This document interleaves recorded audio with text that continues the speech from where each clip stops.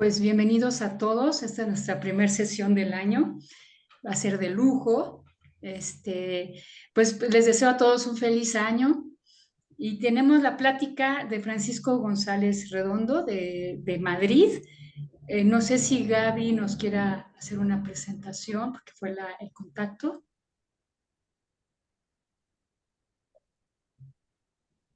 Buenas tardes a todos y a todas. El doctor, bueno, es un excelente investigador. Yo he leído algunos de sus artículos y bueno, en lo personal me parecen maravillosas. Y sí, efectivamente, como dije al principio, nos conocimos en un curso, ¿sí? Donde él fue ponente y bueno, yo lo contacté y estuve preguntando algunas cosas. Este, y bueno, muy amablemente siempre me ha dado respuesta y siempre me ha ayudado a solucionar mis problemas académicos. Y bueno, ¿qué más puedo decir? Es un excelente investigador.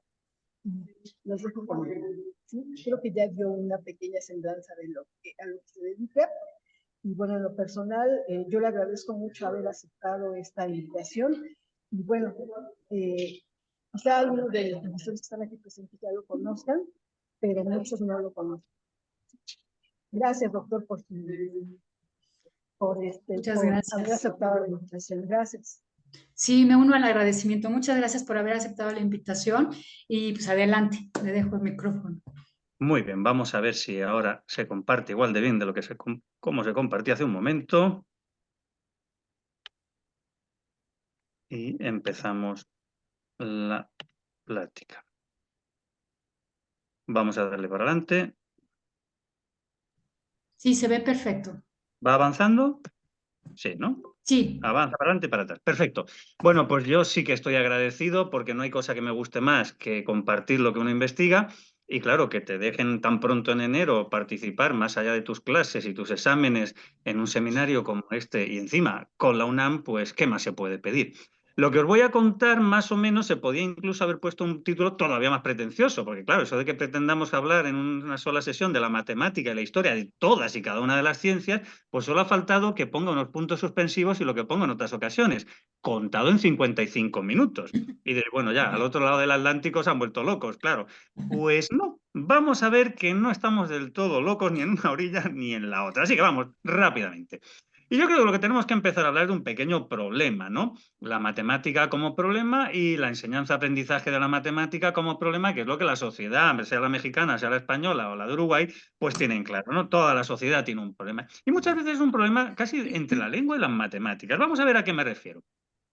Cuando los alumnos de bachillerato llegan a la universidad, se encuentran normalmente con una sorpresa.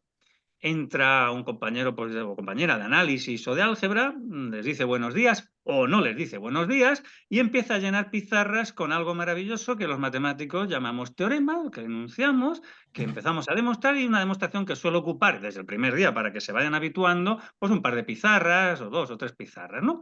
Y cuando terminamos, pues decimos corolario 1, corolario 2 y empezamos con el siguiente teorema.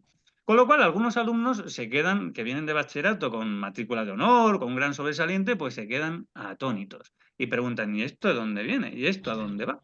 Bueno, pues esto realmente es una pregunta que nos parecería procedente a muchos, pero que a mis compañeros de álgebra de análisis les parece absolutamente improcedente y tienen absoluta libertad para lanzarle a la cabeza del que ha osado preguntar eso el objeto que tengan por punzantes que sean las aristas del mismo, ¿verdad que sí? Porque claro, la matemática universitaria se caracteriza por eso. Se supone que todo lo que explicamos en matemáticas tiene que estar integrado dentro de un sistema bien organizado.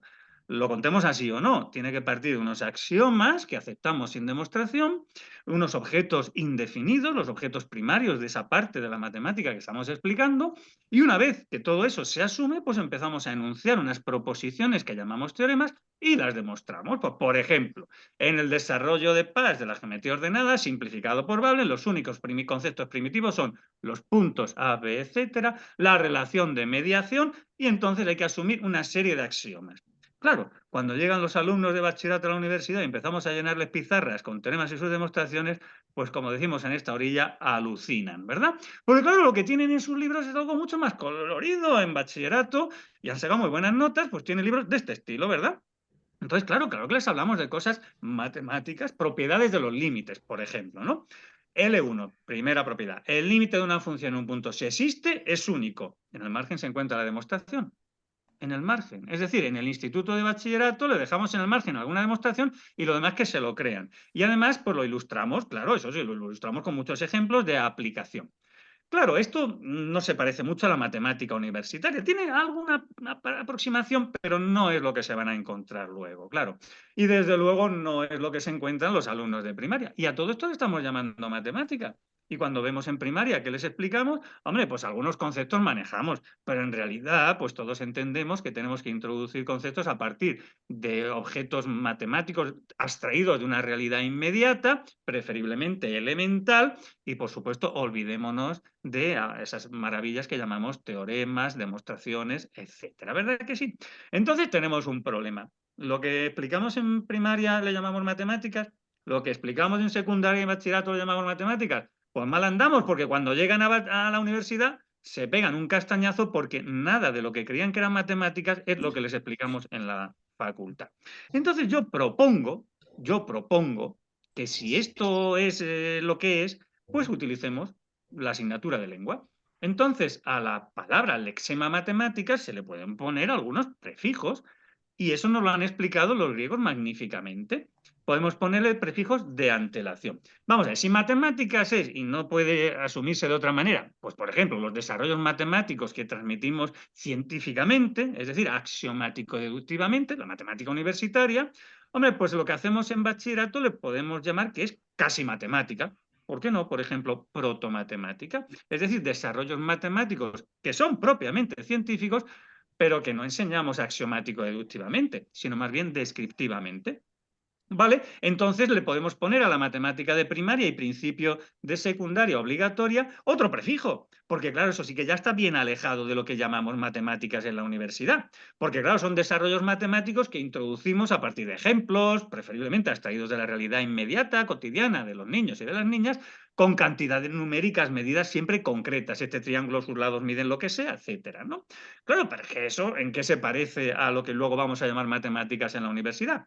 Pues está claro que es previo y lejano, pues pre-matemática, porque el prefijo proto es de antelación, pero es algo ya muy próximo a lo matemático. El prefijo pre es más alejado. Bueno, pues este esquema nos va a jugar, nos va a dar mucho juego. Y como veis, hemos recurrido a la lengua, incluso a la lengua griega, ¿no? O latín o griego, en este caso el griego, ¿verdad? Bueno, pues ahora vamos a recurrir a la literatura y a la historia. ¿Y por qué? Bueno, vamos a ver, en una orilla y en otra compartimos esta parte de la historia, ¿verdad? Miguel de Cervantes y su época, 1547-1616. ¿Y eso por qué?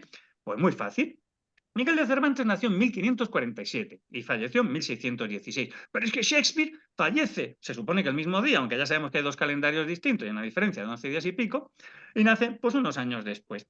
¿Y por qué esto? ¡Anda! Porque en esta época, y compartíamos esta historia común, pues en la parte europea, pues resulta que teníamos a esa monarquía hispánica, que era dueña de casi toda Europa. Y allí es cuando nacen Cervantes y Shakespeare. En esta época, los primeros años, todavía es Carlos el emperador, rey de España y emperador en Alemania. Pero la mayor parte de la vida de ambos, la madurez, se va a desarrollar con una España de esta orilla, pues que ha disminuido un poco su extensión y su poderío, pero está en manos de Felipe II, ¿verdad que sí? Bueno, lo importante es la otra orilla y Filipinas, y sobre todo a partir de 1580, donde el Reino de Castilla más el de Aragón se une con el de Portugal, y además tenemos la orilla brasileña también, y la mayor parte de África, y la India, y las Molucas, es decir, que la monarquía hispánica, eso que compartimos históricamente en época de Cervantes y de Shakespeare, pues era universal. Y no os cuento ya en época de Felipe III, ya entrado el siglo XVII,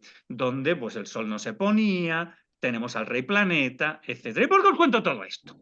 Pues os cuento todo esto porque en época de Felipe III, en 1605, primera parte, 1615, segunda parte, se publica esa joya de nuestro pasado literario común, que es el ingenioso hidalgo Don Quijote de la Mancha. ¿Y por qué os cuento esto?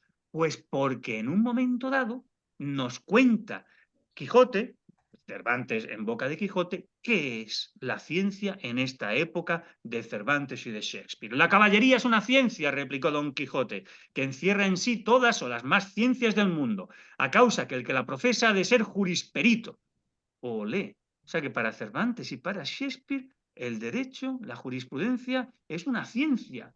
Pues la verdad, no estaría mal que fuese una ciencia. Es verdad que si fuese una ciencia, pues se acabaría por una parte de las películas que tenemos, ¿no? De este arte que es la cinematografía, que son las películas de juicios, porque ante unos mismos hechos, un juez puede condenar a la silla eléctrica al preso o lo puede dejar libre. Y los hechos son los mismos y hasta el final de la película no sabemos qué va a pasar. ¿Esto es ciencia?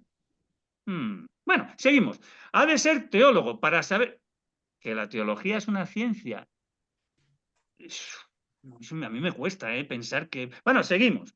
Ha de ser médico. Hombre, bueno, esto ya se aproxima. No, pero no. Herbolario. Claro, al pobre Quijote le van a dar tantos palos que va a necesitar ungüentos, bueno, anestésicos así más o menos naturales, ¿no? Ha de ser astrólogo, no astrónomo, sino astrólogo. Bueno, y finalmente matemático. Pero claro, ¿qué matemático? Pues para contar más o menos cuántas leguas lleva recorridas. Es decir, que en ese pasado literario común, en ese comienzo del siglo XVII, resulta que las ciencias para el Quijote son estas. ¡Madre mía! Entonces lo mismo tenemos que hacer una incursión en esta época de Cervantes y de Shakespeare desde otra perspectiva, historia, política y religión. Y entramos ya en materia, porque es que precisamente los años de Cervantes y de Shakespeare son los años de la Revolución Copernicana, comienzo de la Revolución Científica. Claro que sí. ¿Por qué? Porque si ambos, bueno, Cervantes 1547 nace, lo que está en ese momento por el mundo, pues ya sabéis lo que es. Lo que está es el Revolutionibus de Copérnico, 1543 en el lecho de muerte. Copérnico ha autorizado que se publique y como todos sabéis, el mundo está lleno de Quijote. Claro, porque no hay Sancho Panza. ¿Sancho Panzas qué hace? ¿Qué hace Sancho Panza? Sancho Panza se levanta, se sienta delante de su casa y ve amanecer. Él está quieto, la tierra está quieta, su silla está quieta y el sol se mueve, va moviéndose hasta que se oculta. ¿Qué se mueve? Está claro. Cualquier Sancho que es cuerdo sabe que lo que se mueve es el sol y que la tierra está quieta. Pero no, en la época de Cervantes y de Shakespeare todos sabéis que el mundo estaba lleno de Quijotes y aunque los ojos les decían que lo que se movía era el sol, todos entendían que no, que el sol estaba quieto y que era la tierra la que se movía alrededor del sol. Y por tanto, hasta que ya en el siglo XX el padre belga Lemaitre concibe la hipótesis del Big Bang, sabéis que con toda facilidad, naturalidad, tranquilidad, paz y armonía, la revolución copernicana se fue difundiendo con un éxito total, todas las autoridades religiosas, políticas lo aceptaron y colorín colorado, por este cuento se ha terminado, ¿verdad? ¿O es que no pasó así?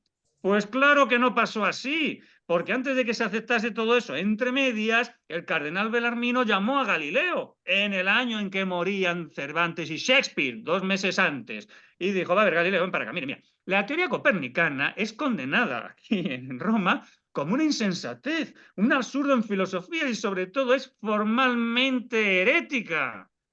16, febrero del año 16. Se invitó, por tanto, a Galileo a que si querías poner la tesis copernicana la expusiese solo como matemáticas, como hipótesis matemática, no como realidad física, se extendió la prohibición de contarla como realidad a todo el mundo católico, las dos orillas del Imperio Español, y por supuesto el libro fue al índice de libros prohibidos. Claro, esto es lo que pasó. Y por tanto Galileo se convirtió, bueno, a través sobre todo de la Vita de Galileo, de Bertolt Brecht, a partir del año 39, en un icono de lo que pudo haber sido y no fue. Y luego ya a partir de la película de Liliana Cavani y otras versiones posteriores, pues ya la forma de historiar la figura de Galileo se hace desde Bertolt Brecht y no desde la figura propiamente científica que sería lo suyo, incluso por los historiadores de la ciencia. Sí, la revolución copernicana, aunque nos dijese Thomas Kuhn que hay que estudiarla en su gran tratado, a veces en 2 volúmenes, fracasó. La revolución copernicana, que se suponía que iba a ser una transformación, que es imposible estudiarla según nos dice, se nos dice Kuhn, porque es muy difícil saber de tantos ámbitos como confluyen en ese compendio copernicano, pues fracasó. Y si queremos estudiar de verdad lo que supuso, lo tenemos que hacer desde un estadio superior, desde una dimensión más amplia, desde la dimensión de que lo que supuso fue una verdadera revolución científica. Y claro, me vais a decir, no serás tan pedante que después del libro de Kuhn nos vas a poner otro. Pues no, nos vamos a Wikipedia. A ver qué nos dice Wikipedia que es la revolución científica, que al fin y al cabo es lo que van a hacer todos nuestros alumnos, y confesadlo vosotros profesores también, cuando queremos saber algo rápido. ¿Verdad? Bueno, pues vemos que es la revolución científica, y como no veis nada porque es muy pequeño, lo amplío. Como seguís sin ver nada, pues lo amplío y os lo he tecleado yo para que lo leamos, ¿no? Bueno, pues la revolución científica fue una época asociada principalmente con los siglos XVI y XVII, en que nuevas ideas y conocimientos en física, astronomía, biología, medicina y química transformaron las visiones antiguas y medievales sobre la naturaleza y sentaron las bases de la ciencia moderna. De acuerdo con la mayoría de las versiones, esto no termina hasta el siglo XVIII, con la Ilustración. Oh, claro, como para pretender que el bueno de Copérnico, por escribir un libro en 1543, consiguiera lo que va a hacer falta 3 siglos para culminar, ¿verdad? Bueno, pues ya de entrada no existió la revolución científica hasta 1939, hasta que Alexandre Koyré propuso ese término. Hasta entonces nadie lo había considerado. Y por supuesto, pensar que todo esto surge por arte de magia sin que estuviese fundamentado de alguna manera en lo que durante la Edad Media se hizo y durante el Renacimiento, final de la Antigüedad y comienzo de la Edad Moderna, pues sería faltar a la verdad histórica. Pero ¿habéis visto el problema? ¿Dónde está ahí la matemática? Claro, es que no se puede recurrir a Wikipedia, porque falta lo más importante. ¿Es que hay alguna ciencia que tenga derecho a ser llamada ciencia en la época de Cervantes y de Shakespeare, aparte de la matemática? ¿De verdad el resto de los conocimientos son propiamente científicos? ¿Qué es lo que va a pasar en época de Cervantes y de Shakespeare? Bueno, pues que van a surgir figuras como Galileo, y que por primera vez, porque lo que hizo Leonardo da Vinci, pues se lo quedó Leonardo da Vinci y no podemos introducirlo en el devenir porque no lo publicó, nada de lo que hizo, pues con Galileo, pues tenemos por primera vez instrumental que se va a utilizar en la experimentación científica. Esto no existía antes. Este es un ingrediente capital para que pueda haber de verdad una revolución científica. Se acabó el pasear peripatéticamente, etc. Se acabó en una cátedra, el catedrático leyendo del latín y traduciendo al italiano, lo que sea, en su cátedra de la Universidad de Pisa, Florencia o donde sea. Claro, esta cuestión es que va a haber una persona desde fuera, lo mismo que Aristóteles, viendo lo que hacen los matemáticos en la academia y en el liceo, nos va a regalar la lógica explicando, matemáticos, lo que estáis haciendo es esto en sus analíticos.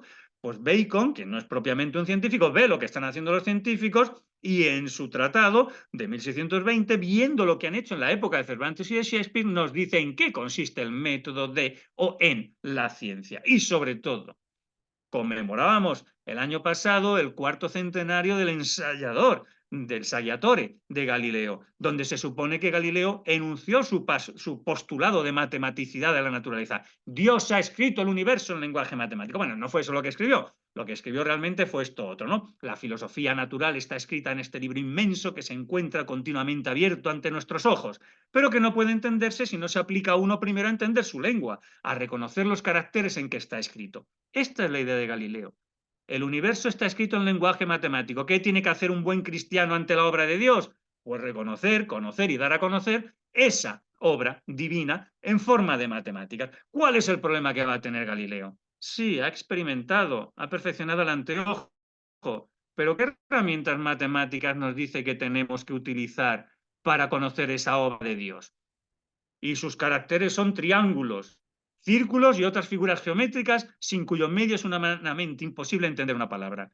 Bueno, estamos en esta orilla o en esta otra orilla, da lo mismo, es imposible que entendamos el universo si las herramientas matemáticas que tenemos son simplemente las figuras geométricas elementales. Galileo ha enunciado un postulado de matematicidad, pero van a tener que pasar muchos siglos hasta que podamos expresar matemáticamente en qué consiste el universo. Y por tanto nos podemos preguntar, ¿existe la ciencia en la época de Cervantes y de Shakespeare? Bueno, pues ya nos han explicado cuáles eran las ciencias. Se supone que van a empezar a existir. ¿La física es una ciencia en esa época? ¿La astronomía, la biología, la medicina, la química son ciencias en ese momento? ¿Existen las ciencias en la época de Cervantes? Entonces conviene que nos hagamos preguntas. ¿Desde cuándo existen las ciencias? Pero claro, previamente habrá que determinar qué son las ciencias. Y para eso habrá que determinar también cuándo un campo del saber puede considerarse científico. Y por tanto preguntarse, ¿existen ciencias en la época de Cervantes? Si nos vamos a las cuevas de Altamira, se utilizaron pigmentos, aglutinantes, etcétera, para pintar los bisontes, las ciervas. ¿Diríamos que en Altamira son químicos? Yo creo que la ciencia química en Altamira no existía. ¿Cuándo empezó a ser la ciencia química propiamente científica? Pues de esto va la conferencia. Y para esto vamos a necesitar la matemática como modelo. Porque ¿cuál es el objeto historiable cuando queremos hablar de historia de la ciencia? Matemática. Diríamos, profe, la matemática. Muy bien, ¿y qué es la matemática? Profe, ¿qué va a ser? Pues una ciencia. Bueno, ¿y qué es una ciencia? En matemáticas está bien claro, un conjunto de teorías. ¿Y qué es una teoría matemática? Un sistema hipotético deductivo. ¿Y qué es un sistema hipotético deductivo? Un conjunto de enunciados, teoremas, que vamos a demostrar siguiendo unas reglas lógicas y todo organizado en un cuerpo coherente a partir de unos conceptos primarios indefinidos y unos axiomas que aceptamos sin demostración. Y por tanto nos podemos preguntar, ¿cuál fue entonces la primera teoría matemática? ¿El primer sistema hipotético deductivo coherente? Y la respuesta la tenemos todos muy clara. Los elementos de Euclides. Y por tanto, ¿cuándo comienza la historia de la matemática?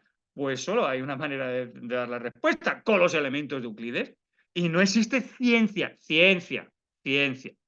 matemática antes de Euclides. Diremos, pues no. Porque si miramos las tablillas cuneiformes, los papiros egipcios, pues veremos resolución de muchos problemitas concretos con medidas concretas, pero no va a haber ni un solo enunciado general. Olvidémonos ya de pretender demostrar una proposición que no va a existir ni enunciado ni demostración.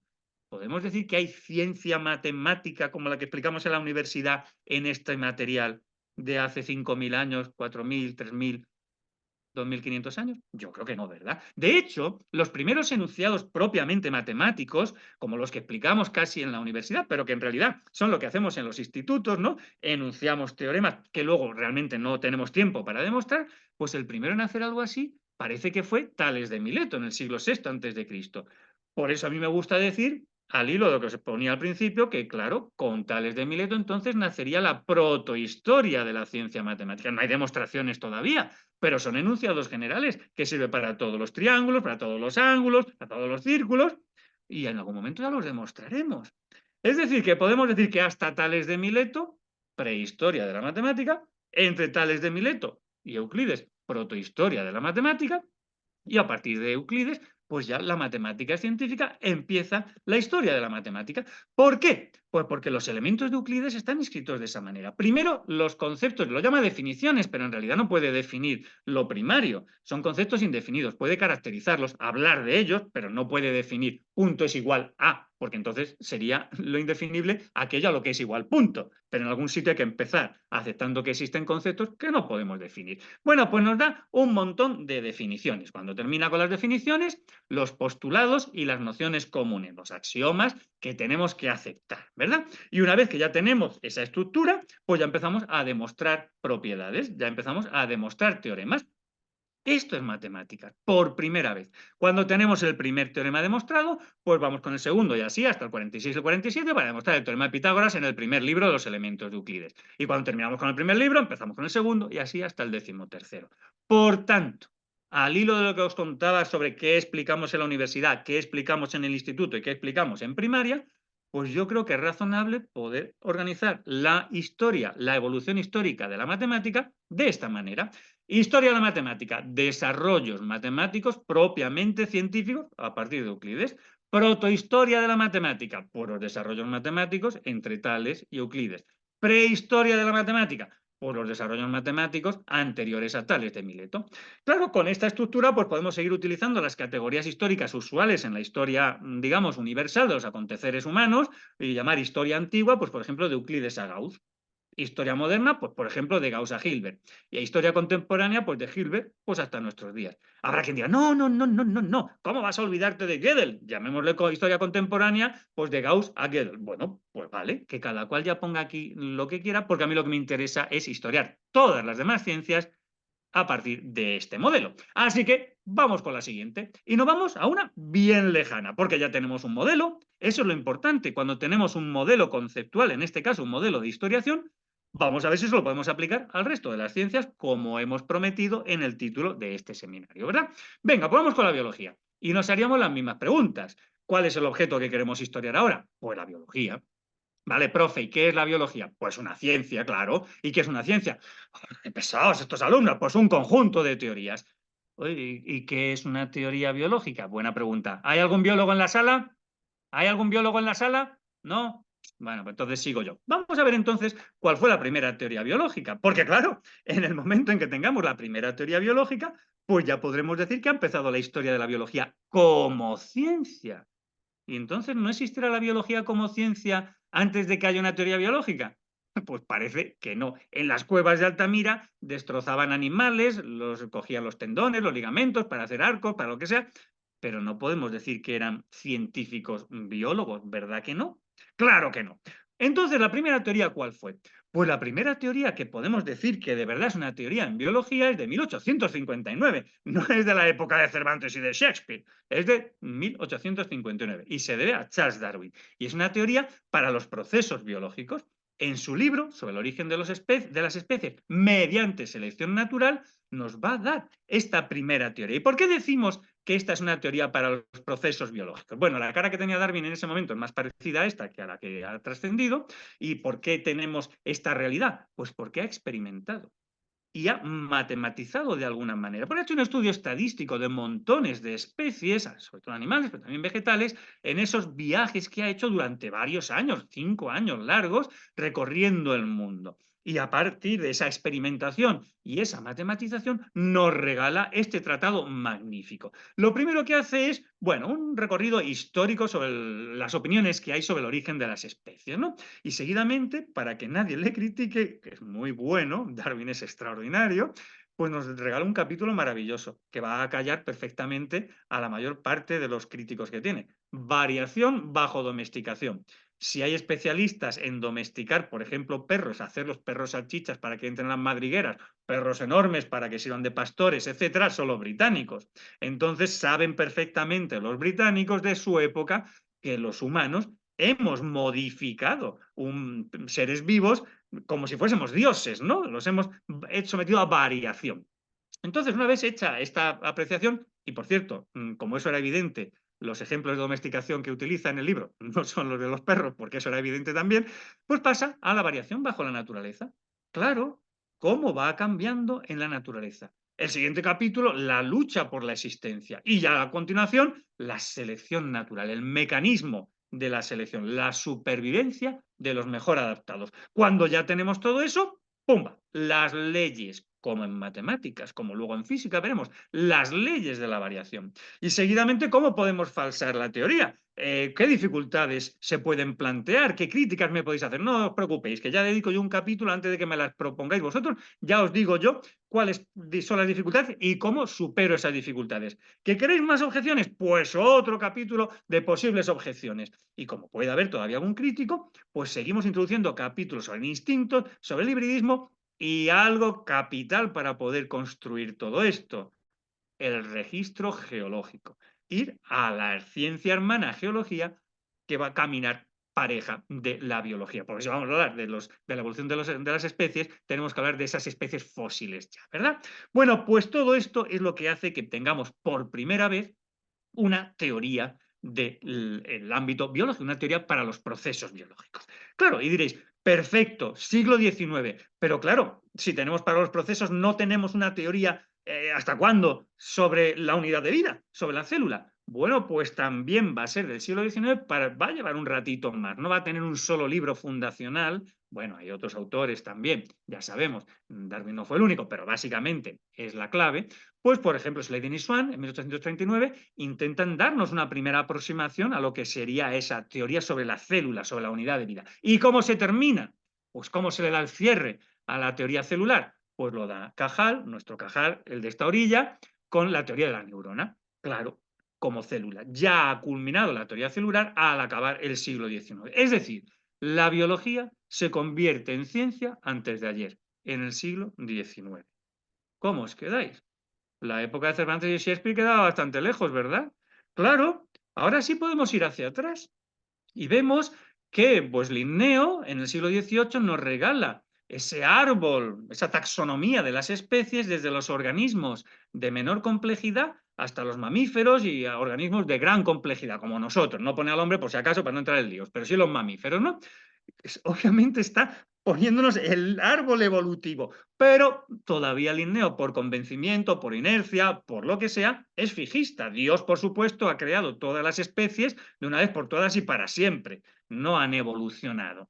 Claro, si todavía Linneo no acepta que esto de que haya un ser creador es el origen de la ciencia biológica, pues no podemos decir que sea biología estrictamente. Habrá que ponerle un prefijo delante a lo que él hace, ¿verdad? Y claro, si nos vamos al siglo anterior, siglo XVII, bueno, 60 años después de la época de Cervantes y de Shakespeare, John Ray es el primero que nos introduce el concepto de especie, es decir, que es de antes de ayer, es de después de la época de Cervantes y de Shakespeare, y no lo hace para los seres, digamos, para los animales, lo hace para las plantas. Es decir, que como vemos, el mundo de la biología, desde luego, no era científico en época de Cervantes y de Shakespeare. Es que no lo podía ser.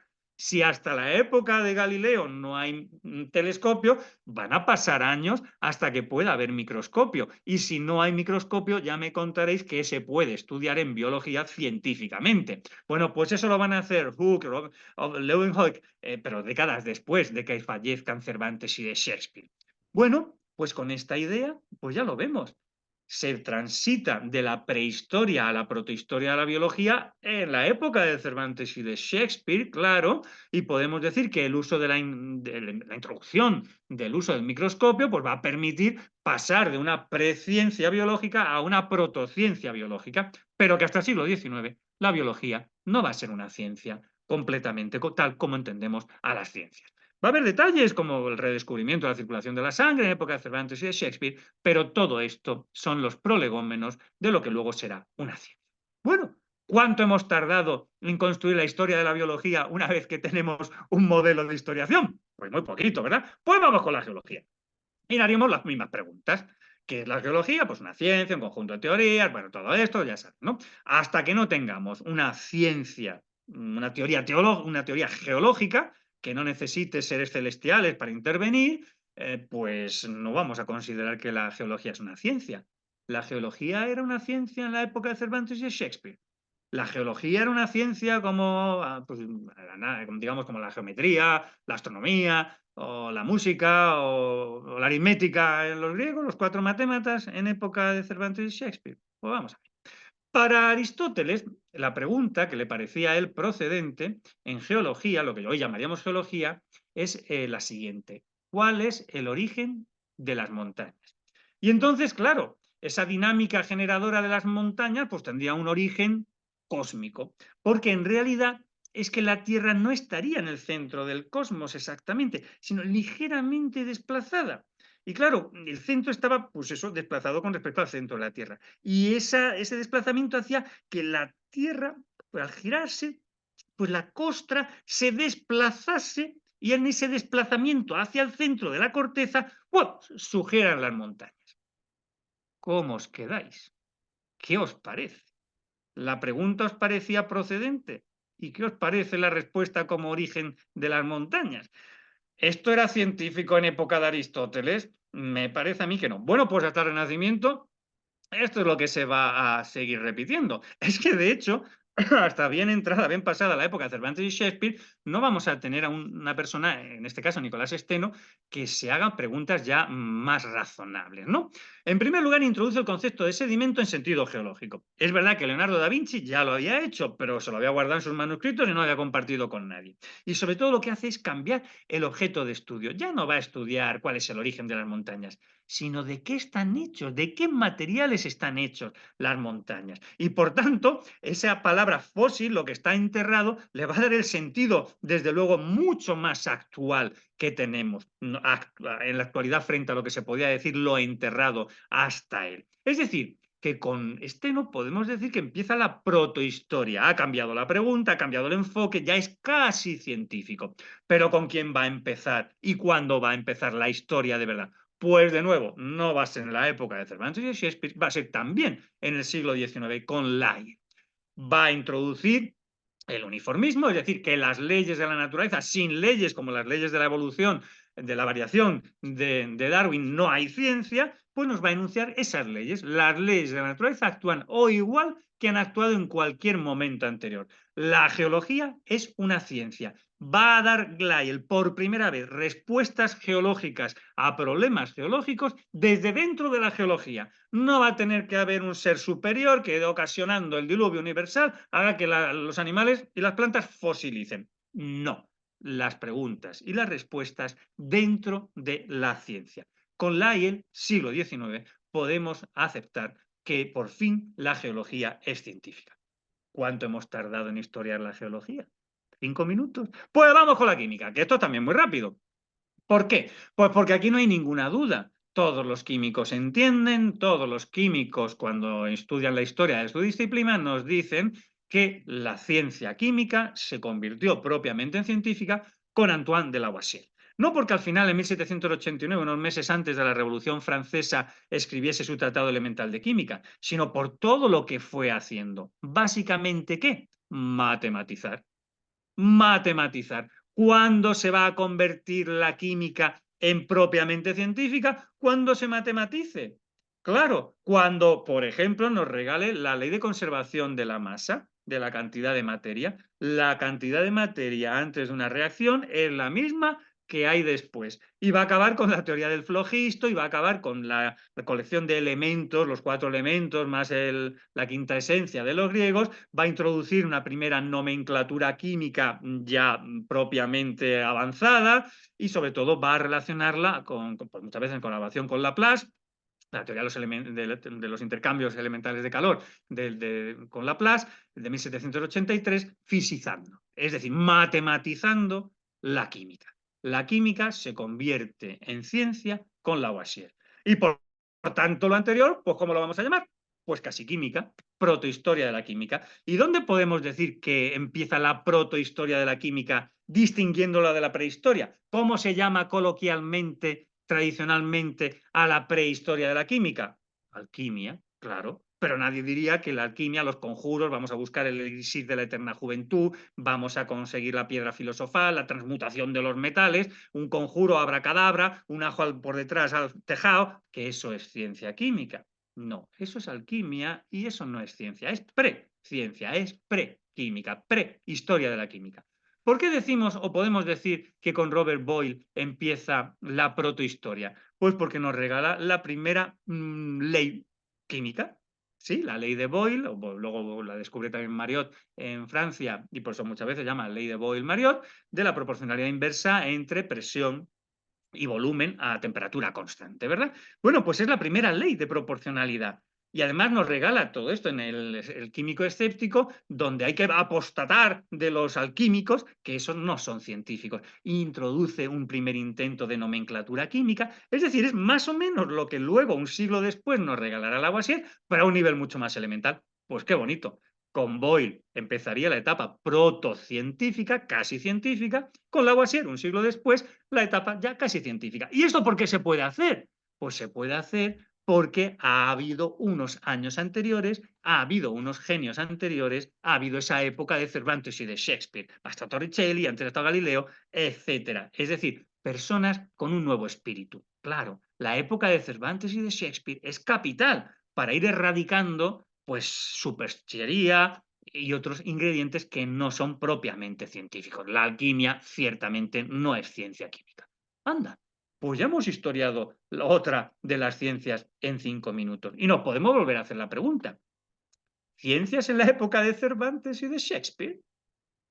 Ay, pues parece que no había muchas. Entonces tenemos que ver lo que pasó antes. El primer Renacimiento. ¿Podía haber ciencias en la época de Cervantes y de Shakespeare? ¿Qué ciencias podía haber?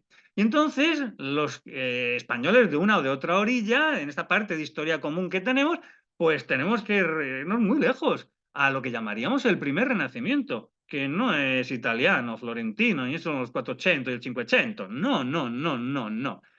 Son los siglos XIII y XIV en los que estamos esperando a la matemática. Porque ¿qué pasa en esa época?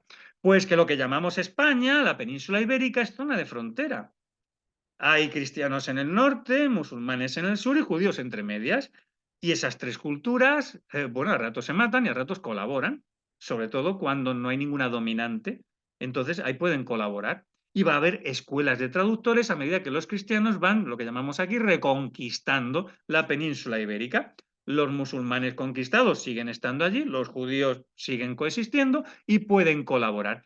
Y esa herencia de los griegos que ha venido del mundo árabe a la península ibérica, pues empiezan a traducirse al latín por los tratados de, pues bueno, de todos los clásicos. Pues tenemos por fin Euclides traducido en varias versiones y sobre todo, algo que los griegos no habían alcanzado, el inicio del álgebra, la posibilidad de relacionar en ecuaciones, no como relaciones de proporcionalidad entre cantidades, sino igualdades entre medidas de las magnitudes, pues eso, relaciones entre magnitudes, relaciones magnitudinales, lo que llamamos álgebra. Y esto nos lo van a regalar los árabes y va a entrar en Europa a través de la península ibérica. Por supuesto, se va a traducir aquí Aristóteles, que va a ser el fundamento de todas las universidades medievales, de la escolástica. Y lo más importante ya en el siglo XIII, se va a traducir Arquímedes, el primero en introducir relaciones cinemáticas.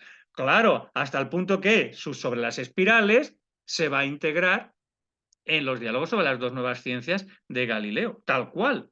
Esas relaciones entre medidas de cantidades y los tiempos expresados como longitudes de segmentos también. Proporcionalidades entre cantidades de distancias recorridas, proporcionalidades entre tiempos empleados. Lo que está en Arquímedes lo vamos a ver tal cual en Galileo. Pero claro, esto que se ha traducido en esas escuelas, llamémoslo españolas, e ibéricas en cualquier caso, pues llegan a Europa. Y otros autores ya en universidades, pues como por ejemplo en Merton College, en Oxford, pues quieren ir un poquito más allá y quieren introducir lo que llamaríamos, pues eso, cinemática. El tiempo, no solo relaciones de proporcional entre cantidades de longitud, o cantidades de área, o cantidades de volumen, sino podríamos relacionar cómo cambian los tiempos o cómo cambian las distancias recorridas en los tiempos empleados, lo que llamaríamos velocidad. Bueno, pues Bradwardine y toda su escuela en el Merton College va a ir dando pasos más allá de lo que sería pues, la teoría de las magnitudes que aparecen en el libro quinto de los elementos de Euclides y se integra en los diálogos sobre las dos nuevas ciencias de Galileo. Y otra proposición, y otra proposición. Pero en Francia, en la Sorbona también están trabajando. Lo que es Nicolás Oresme, que luego será obispo, está trabajando con algunos discípulos, intentando matematizar también lo que llama la intensidad de las cualidades, cuantificar las cualidades, pasar de las cualidades a las cantidades. Y lo quiere representar geométricamente, que es la única manera que tiene de hacerlo, ¿verdad? Bueno, pues esto también se va a integrar en Galileo. Todo esto va a aparecer en Galileo a través de esos años maravillosos que llamamos pues, la época de Cervantes y de Shakespeare, ¿verdad? Pero claro, es que ¿existe Europa en ese momento? ¿O Europa va a nacer precisamente como identidad, si queremos encontrar algo que una Europa, va a ser a través de la ciencia? Porque si vemos el mapa de lo que llamamos hoy Europa en 1400, pues ya veis el fregado que tenemos ahí. Ahí no hay ni países, no existen más que reinos, señoríos, condados, principados, etcétera. ¿Qué es lo que van a ir teniendo en común? ¿Vale? La religión, vale, la lengua y la ciencia. Y ese primer renacimiento se ha dado en el mundo hispánico, en el mundo español, en la península ibérica. Va a haber un segundo renacimiento, que es el que todo el mundo conoce y llama así. Bien, ese va a ser el siglo XVI. Venga, vale, de acuerdo. Pero ese será el segundo renacimiento, comienzo de la Edad Moderna. Lo que va a suceder, la época de Cervantes y Shakespeare, es ese segundo renacimiento. Claro, ¿y qué va a pasar en ese segundo renacimiento? ¿Por qué lo llamamos renacimiento? Porque se va a recuperar a los clásicos y se les va a dar la traducción e ir un poquito más allá. Se va a coger a Dioscórides, se va a coger a Galeno y Andreas Mattioli va a desarrollar la botánica de Dioscórides y Vesalio la anatomía de Galeno. Lo que hizo Leonardo da Vinci pasó desapercibido porque no lo publicó. Y en matemáticas se va a trascender. Claro que tenemos los elementos de Euclides, pero a lo que ha hecho Euclides simplemente geometría, le va a suceder, lo va a completar Cardano, Tartaglia, Ferrari y otros de lo que llamamos álgebra, ese lenguaje. ¿Y qué nos va a dar este renacimiento? Pues nos va a dar unas claves importantísimas. ¿Vamos a seguir cogiendo a los clásicos griegos, traduciéndolos, reproduciéndolos como si fuese la verdad absoluta de una vez por todas y para siempre? ¿Vamos a hacerlo en geografía, por ejemplo? Porque Ptolomeo nos regaló unos mapas maravillosos que venga a imprimir otra vez y otra vez y otra vez. Pero si algo haremos españoles y portugueses en esa época es demostrar que Ptolomeo era un ignorante absoluto, que se había equivocado absolutamente en geografía. Y si se ha equivocado en geografía, tenemos que aceptar que sigue siendo vigente en otro ámbito, como es la astronomía, porque los españoles pusimos en el mapa América, ¿verdad? Claro, entonces estás equivocado, Ptolomeo. Si te has equivocado en geografía, ¿qué pasa en astronomía? Pues eso es el Renacimiento.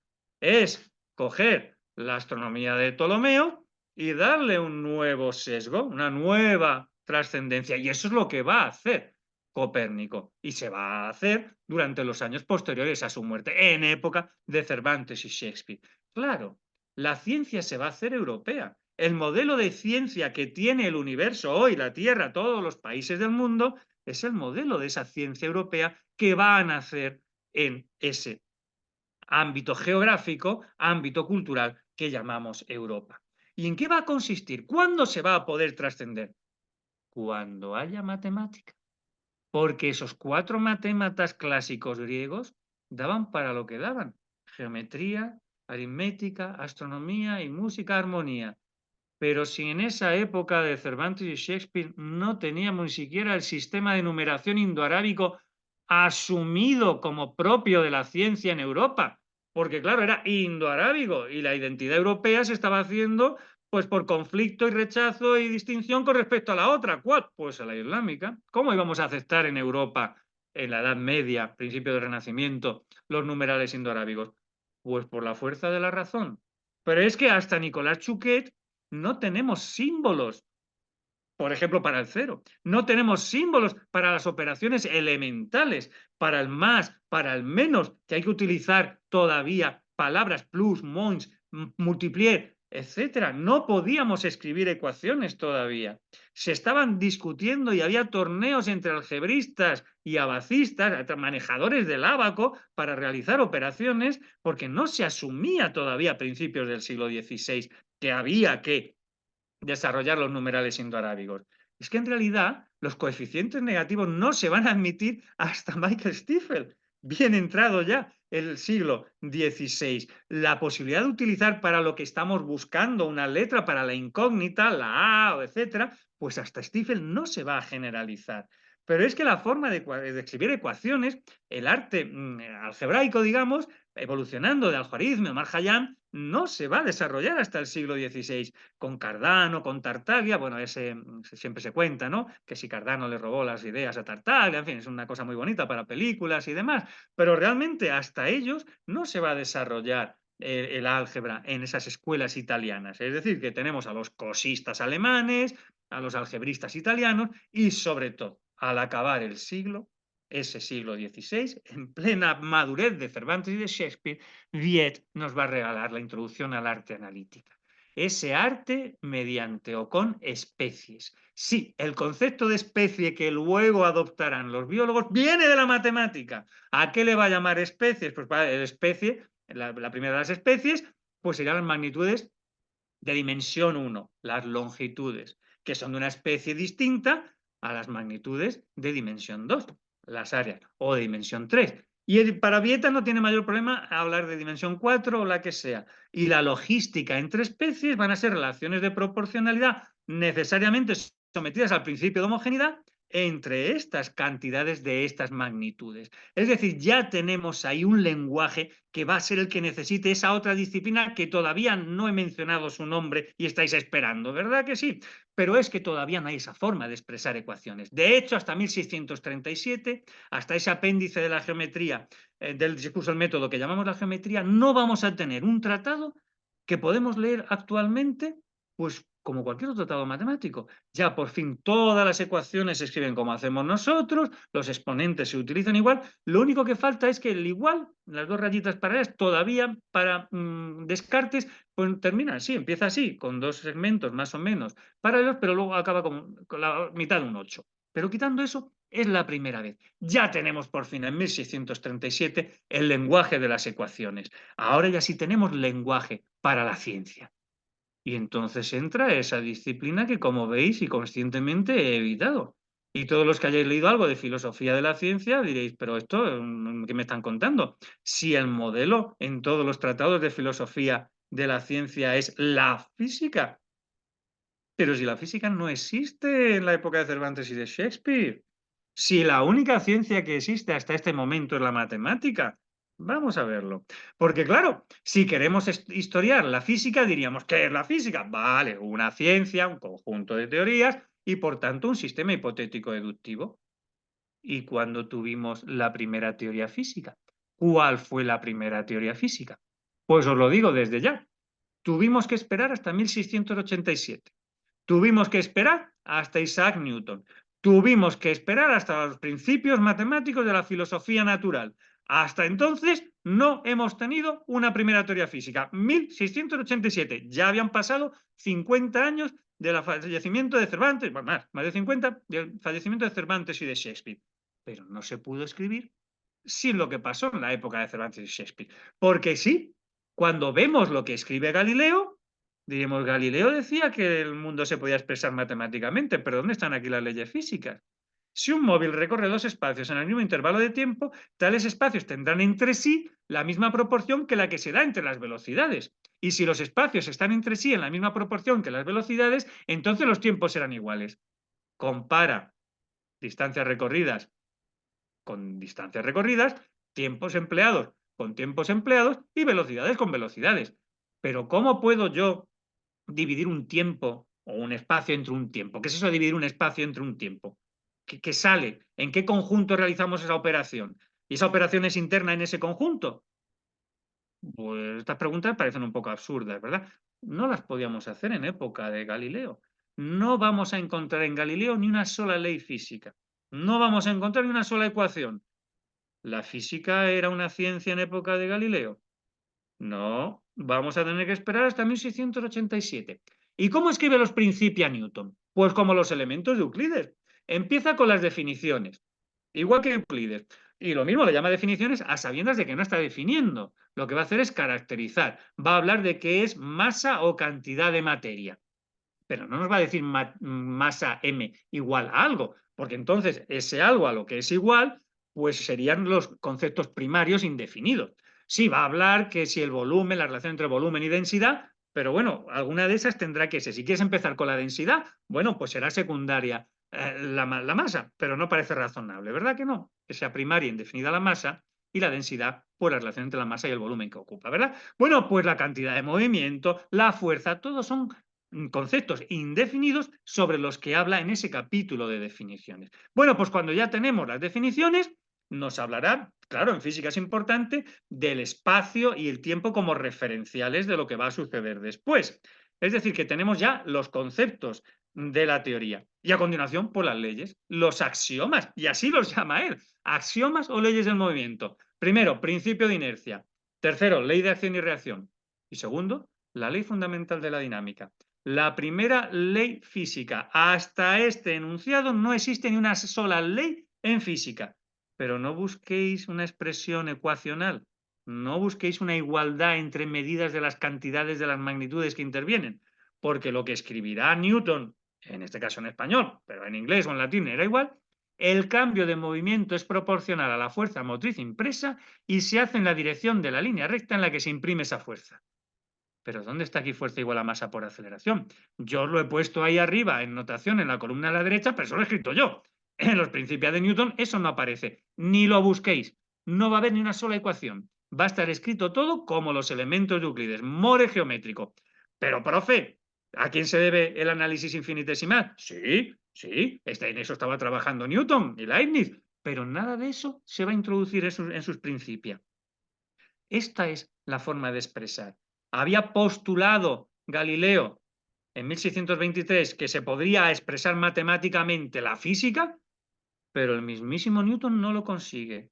No hay una sola ecuación. De hecho, vamos a tener que esperar hasta 1752 para que Euler diga que ha descubierto un nuevo principio de la mecánica, cuando en realidad lo único que ha hecho es, por primera vez, expresar la ley fundamental de la dinámica, el fuerza igual a masa por aceleración, discriminado con las tres direcciones espaciales, X, Y, Z, y como estáis viendo en la parte de la izquierda, lo de la derecha lo he escrito yo para que lo entendamos.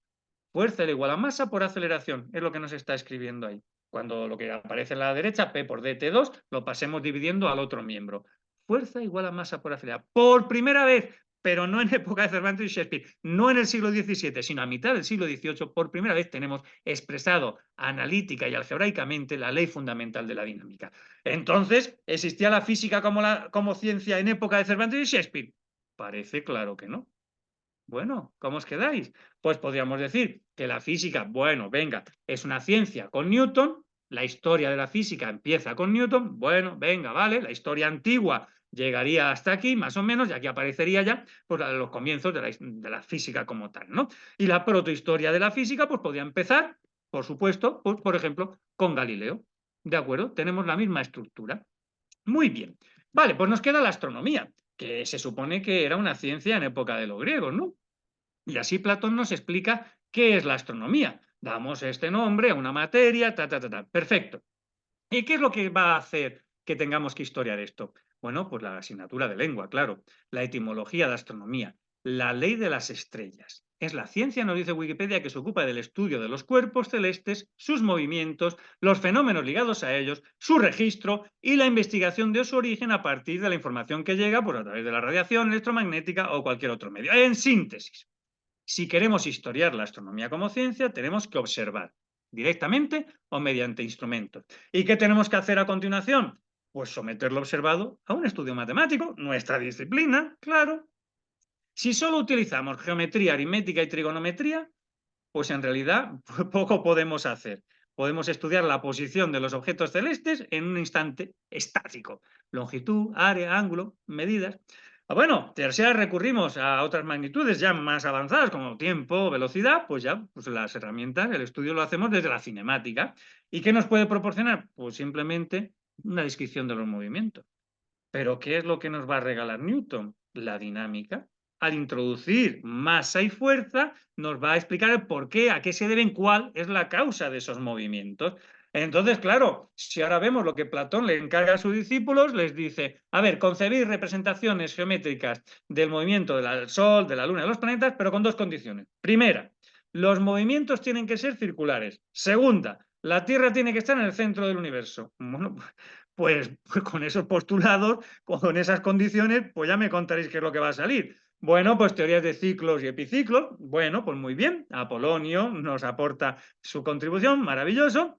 Y Ptolomeo pues nos regala en 13 libros, como los elementos de Euclides, pues su sintaxis, el Almagesto, ¿no? Ese tratado en 13 libros donde sintetiza pues todo el saber astronómico hasta ese siglo II después de Cristo más o menos, que es donde situamos a Ptolomeo, ¿verdad? Y tenemos ediciones que se han traducido aquí y que nos regalan pues esa forma de ver este mundo, ¿no? ¿Y cómo funcionaría ese universo? Pues funcionaría así. Claro, si componemos ciclos y epiciclos, pues cada planeta iría haciendo pues esos loops. O sea que si hoy el planeta está aquí y mañana estudiamos dónde está, pues lo mismo está cerca. Pero después de una semana no va a haber ni un solo planeta que esté en el sitio que debiera estar. Y por tanto, ¿cuándo de verdad podemos considerar que la astronomía es una ciencia? ¿Con Ptolomeo, siglo II? Pues a mí me gusta, y siempre ya veis que soy un poco provocador, traer a colación esta anécdota. Se supone que Lagrange nos cuenta este encuentro entre Napoleón y Laplace. Laplace había escrito bueno, en el año 1795 había escrito El sistema del mundo, que era algo más divulgativo, pero ya con el nuevo siglo pues nos regala su tratado de mecánica celeste y le regala al primero cónsul, luego emperador, pues le regala su tratado. Yo creo que debió ser el primer volumen de la mecánica celeste. Y Napoleón, no hagáis caso a la película, es un engendro, esta última que hay en el cine, pues era un hombre muy culto. Y tiene toda la pinta que se leyó el libro, porque llamó a Laplace y dijo, señor Laplace, habéis escrito un libro extraordinario sobre el sistema del universo, pero en él no habéis mencionado ni una sola vez a su creador. Y se dice que respondió, señor, es que esa hipótesis, la de la existencia de un ser superior que mueva los planetas, no la he necesitado. Anda, hasta 1800, 1804, 1805, ¿hacía falta la hipótesis Dios para explicar el movimiento de los planetas? ¿Podemos considerar que la astronomía era científica hasta 1804, 1805, si necesitábamos a un ser superior a científico, no científico, interviniendo? A mí me parece que no, ¿verdad? Entonces, con esta anécdota, ¿cuándo empezaría la historia de la astronomía? Pues con el Tratado de Mecánica Celeste de Laplace. Y antes, ¿qué tenemos? Es que el sistema del mundo de Newton en los Principia, donde formula, se supone, la ley de la gravitación universal, no es el origen de la astronomía como ciencia. Hombre, primero, la ley de la gravitación universal tal como la conocemos, como os he puesto ahí en el PowerPoint, en la parte inferior derecha, eso no lo vamos a encontrar en los Principia. Lo que vamos a encontrar es que la fuerza que hace que la Luna se retenga en su órbita tiende hacia el centro de la Tierra y es recíproca como el cuadrado de la distancia. Y así con cada uno de los planetas. Retórica, no va a haber ni una ecuación en los Principia de Newton, va a ser literatura. Pero no solo eso, lo podéis leer en castellano o en inglés, en cualquiera de las ediciones, no solo eso, es que en todo momento, por doquier en los Principia, va a tener que aparecer ese ser superior, ese Lord God, ese ser supremo, que nos ponga en movimiento los planetas, porque si no, se le desperdigan al sistema de Newton. Si esto es así, ¿podemos decir que la astronomía era una ciencia en época de Newton? Claro, evidentemente, ya sabemos que Newton elaboró su ciencia a hombros de otros gigantes anteriores, pero claro, pues esto es cinemática celeste lo que nos regala las tres leyes de Kepler. Esto no es todavía ciencia astronómica. Claro, y las observaciones de Galileo son imprescindibles, nos abre una nueva era, el observar con el anteojo los cielos, las manchas en el Sol, los cráteres en la Luna, los planetas mediceos, etc. Sí, todo esto es capital. Pero hay una teoría científica de lo que podemos decir hoy astronomía, una teoría astronómica antes de la mecánica celeste que no necesite la presencia de Dios. A mí me parece que no. Claro que hemos empezado esta conferencia con la revolución de Copérnico y es imprescindible, pero yo creo que podemos organizar la astronomía de acuerdo con el modelo que os he explicado. ¿Cuándo empezaría la historia? Pues la historia de la astronomía sería esa etapa de estudio matemático de los astros. Sin estudio matemático, los matemáticos no aceptamos que se pueda historiar nada, y sus movimientos desde que la mecánica celeste hace innecesaria la hipótesis de Dios hasta el presente. Entre medias, pues estarían los albores de esta ciencia, claro. Protohistoria, la etapa de estudio de los astros y sus movimientos con las herramientas de la geometría y la cinemática. Claro, eso ya proto, casi astronomía. Y prehistoria, pues la etapa de observación y tratamiento precientífico de los astros y de sus movimientos.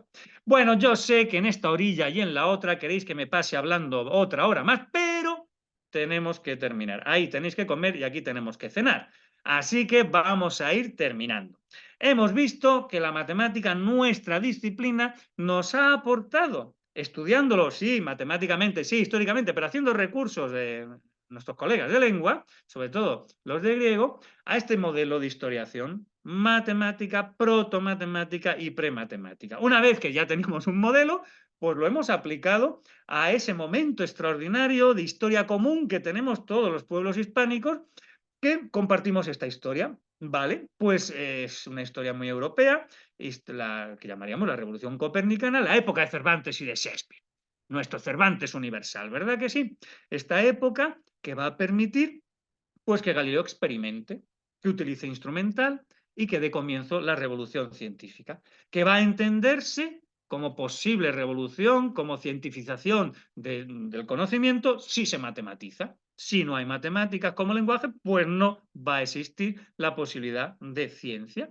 Y eso es lo que va a haber, método científico, matematización, experimentación, en su tratado sobre el método científico, pues Francis Bacon, un poquito después de que fallecieran Cervantes y de Shakespeare. Y claro, esta época y con este modelo pues nos ha permitido ver y organizar brevemente la historia de todas las disciplinas. ¿Que queremos alguna más? Pues venga, pues lo hacemos, si el sistema es el mismo, el modelo es el mismo. Hemos pasado de la prehistoria a la prohistoria de la química, hemos pasado de la prehistoria a la protohistoria de la biología, hemos construido el comienzo de la historia de la física y hemos recurrido a este español universal, a este castellano parlante universal, que fue Cervantes, y a este modelo que ahora nos dice, a ver, ¿la teología es una ciencia? Pues organízamela históricamente. ¿Desde cuándo? ¿Cuál es el objeto historiable? ¿Es una ciencia desde siempre? ¿Qué etapa precientífica ha tenido? ¿Qué etapa protocientífica ha tenido? ¿Cuándo empezó a ser una ciencia? ¿La jurisprudencia? ¿Desde cuándo la jurisprudencia es una ciencia? Pero si podemos mandar a la silla eléctrica a un inocente tranquilamente. Esto es una ciencia. Bueno, pues así con casi todas las disciplinas. Vamos a ver la sociología, la economía. Pero vamos a ver, si hemos tenido una crisis hace nada y un premio Nobel decía que las medidas para salir de la crisis eran estas y otro premio Nobel decía que eran las contrarias. ¿Qué esto es una ciencia? Pues es como si para mandar a alguien a la luna le ponemos estas ecuaciones a ver si vale o estas otras a ver si vuelve. Pues no creo que ningún astronauta saliese, ¿verdad? Con esa forma de trabajar. Bueno, pues efectivamente, estos fueron unos años de imperio, que es lo que se suele recordar históricamente, pero a mí me gusta recordar una historia común que tenemos mucho más interesante, cuando esos saberes de los europeos clásicos se mezclan, se enriquecen, mestizan con los saberes de las poblaciones que había pues, en la América española, llamémosle, ¿no? Y como ese encuentro entre culturas, ese enriquecimiento común, pues debía haber sido esa época de Cervantes y de Shakespeare que recordamos y que no se suele recordar, ¿verdad? Ese mestizaje cultural que enriqueció las dos orillas, en este caso con remedios medicinales de las dos farmacopeas, o ese encuentro en el estudio de los metales, pues que hizo pues que este tratado de José Acosta, visto por Humboldt, pues se considerase el fundamento de todo lo que se llama física del globo, de alguien que desde el Virreinato de Perú, con origen español, porque todos éramos españoles, pues enriquecía científico-tecnológicamente el conocimiento. Y sin embargo, ¿qué sucede? Pues que esta época de Cervantes y de Shakespeare, lo que llamamos la Edad de Oro, el siglo de Oro, pues lo único que recordamos es a literatos. ¿Y esto cómo es posible? Pues efectivamente, nuestro pasado común debiera ser un pasado científico. Y como lo importante es que el pasado nos iba para el futuro, pues tuvimos un pasado común y lo dejamos pues pasar o derrochamos gran parte del talento. Profesores, profesoras, cuando hacemos historia lo que queremos es modelos. Nos equivocamos en muchas cosas. No conseguimos los españoles o los hispanoparlantes protagonizar la revolución científica. Cervantes y Shakespeare estaban ahí, pero fueron más bien los anglosajones. ¿Cuántos nombres españoles hemos oído en esta conferencia? Muy poquitos, ¿verdad? Pues tenemos cierta responsabilidad para con nuestros alumnos en la universidad y antes en el bachillerato. Y estos modelos de ciencia pues, nos dan conocimiento, nos dan fundamento histórico y nos permiten que esos alumnos empiecen a conquistar el siglo XXI científicamente. Y para eso necesitan matemáticas y para eso necesitan vuestra formación. Así que no nos quedemos con la literatura, no nos quedemos con Cervantes, Shakespeare, con todos esos maravillosos artistas y literatos y pintores que son de nuestro pasado común, sino vayamos a las ciencias. Y dicho esto, colorín colorado, pues mi plática se ha terminado. Muchas gracias.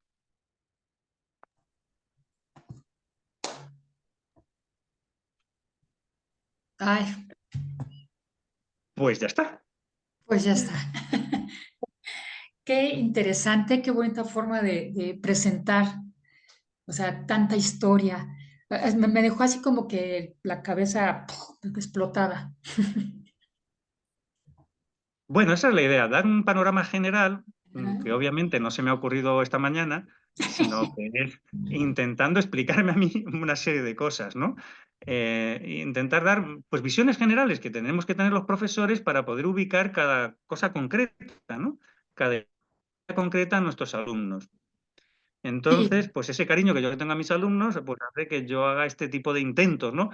Bueno, es un poco pretencioso, por supuesto, pretender hablar de la historia de todas las ciencias, pero bueno, es un paso más, ¿no? Es un panorama general que yo creo que puede ser útil, mejorable, por supuesto, y que yo estoy encantado de que todo lo que sea mejorarlo, pues por favor, colaborad, me mandáis un email o comentamos, ¿no? No sé si ahora tenemos derecho a coloquio o tenemos que cortar, no sé cómo va la organización, pero vamos, que por mi parte todo lo que mejore esto o se evolucione de aquí, pues fenomenal, claro. No, pues muchas gracias, muy interesante. Hay varios comentarios en el chat. No sé si hay alguien que quiera decir algún comentario. ¿Ok? Si no, leemos los del chat. El profesor José dice que muy bonita ilustración por medio del contexto histórico de la matemática en la ciencia. Pues es que resulta que las matemáticas es la madre de todas las ciencias, ¿no? Eso es. No la física, no la física. No la Los física. filósofos de la física, pues claro, lógicamente entienden que cuando los físicos se dedican a la filosofía y a la historia, pues bueno, ponen su ciencia, pero claro, es que eso, vamos a ver, es de antes de ayer. Así es. El profesor Enrique dice excelente presentación. El profesor Gabriel dice muy interesante la forma de mostrar la importancia de las matemáticas en la ciencia. El profesor Hugo dice excelente la idea de presentar la historia de la ciencia como ciencia, protociencia y presciencia. Gracias por la presentación, muy interesante. Ay, creo que hay más comentarios. La profesora Nora dice que muy interesante, muchas gracias. Gabriel dice muchas gracias por la presentación, muy bonita. Qué bonito contexto, dice el profesor José Chávez. Excelente presentación, muchas gracias por compartir su sabiduría, maestro Francisco, dice la maestra Silvia. Eh, eh, Marta Patricia dice muy interesante, muchas gracias, excelente presentación. Pues hay muchas felicitaciones, Bueno, y mucho agradecimiento. De verdad estuvo muy interesante y de verdad me quedé así, la ardilla quedó girando.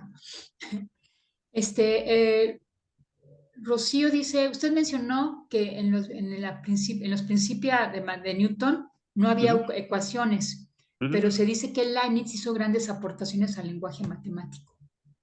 Sí, sí, Newton y Leibniz son los creadores del análisis matemático, el cálculo infinitesimal. Ajá. Pero Newton no hace uso de esa parte de la matemática que él está creando para expresar las leyes de la física. Él las escribe en more geométrico, sigue utilizando pues esa presentación tipo euclidiana de los elementos de Euclides. Relaciones de proporcionalidad entre cantidades y no se atreve a dar el paso a igualdades entre medidas de esas cantidades en sistemas coherentes de unidades. Y claro, es que ese es un problema. Tenemos que elegir unidades para todas esas magnitudes y en una ecuación lo que ponemos son medidas, igualamos medidas, porque a nadie se le ocurre dividir una cantidad de una magnitud por otra cantidad de otra. No, eso no es una operación matemática razonable. Podemos dividir un número entre otro número, pero no podemos medir las magnitudes en sí, ¿no? Podemos hallar relaciones de proporcionalidad, eso sí. Proporcionalidad, claro. Pero Ujú. claro, para pasar de la relación de proporcionalidad a la igualdad entre medidas hace falta introducir una constante de proporcionalidad, porque el postulado de homogeneidad que ya enuncia Vieta tiene que estar presente. Y claro, para eso hacen falta décadas, siglos todavía, ¿no? Así es, así es. No sé si hay algún otro comentario. Ahora vienen muy callados. Empezaron muy callados el año. Pues muchas gracias. Creo que nos quedamos, yo me quedo pensando en todo esto. Es muy interesante. Uno que estudió matemáticas, yo creo que ya me sentí más importante. Ay, profesor Hugo. Adelante, profesor Hugo. No, yo solamente por lo que comentabas, Clara, cuando terminó recién la conferencia, Francisco, yo creo que así nos quedamos todos, o sea, nos quedamos todavía reflexionando, Sí. pensando en todo lo que nos compartieron. Entonces, nada más para reafirmar, muy interesante la presentación y muchas gracias, Francisco, por todo lo que nos compartiste por aquí. Sí, muchas Pues gracias. muchas gracias, profesor Cárdenas. También la profesora Carolina dice, mil gracias. Dice, estamos callados porque nos dejó pensando mucho.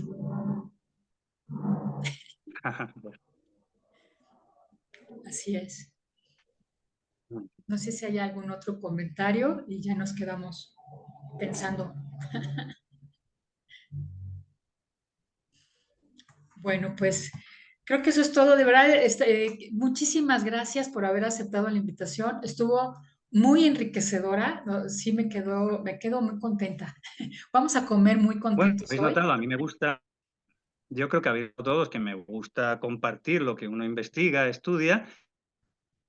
Entonces, pues empezar el año pues de esa manera, pues para mí ha sido pues extraordinario, muy gratificante. Claro, para Un nosotros placer también. enorme. Ahora no tengo Empezar el clases, solo año. tengo examen, por tanto, pues no tengo alumnos a los que...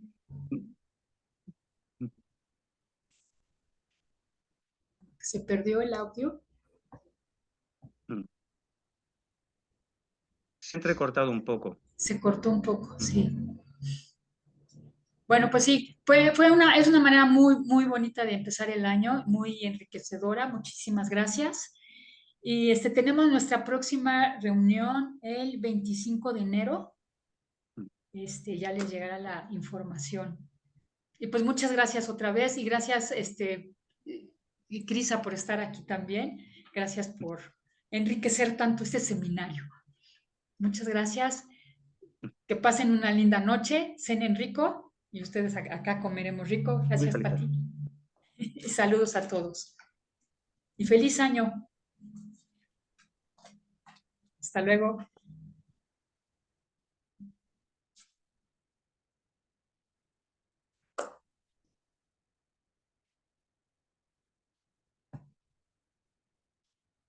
También saludos allá a Uruguay.